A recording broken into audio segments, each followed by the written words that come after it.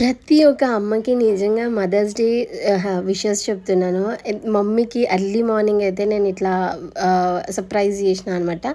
So దాన్ని నేను video shoot చేయలేదు, దాన్ని మళ్ళీ రీక్రియేట్ చేసిన. మమ్మీకి అస్సలు హెల్త్ బాగుండట్లేదు, మమ్మీకి ఈరోజు రెస్ట్ ఇద్దాం కంప్లీట్గా అని ట్రై చేసిన, కానీ మనతో మామూలుగా అసలు సెట్ కాదు అనేసి నాకు అనిపించింది. నిజంగా మమ్మీ అనే పర్సన్ ఈ వరల్డ్లో మనకి దేవుడిచ్చిన గిఫ్ట్. రియల్గా తను ఒక్క గంట లేకపోతే మనం అసలు ఇమాజిన్ కూడా చేయలేం ఆ లైఫ్. ఇక్కడ కూడా అయ్యో అవి రియల్ పూలే మమ్మీ, బాగున్నాయి. ఉన్నాయో సరే ఉండండి, పక్కకు నెత్తిలో పెట్టుకుంటా. ఇవి నెత్తిలో పెట్టుకోవడానికి ఇచ్చి రావే.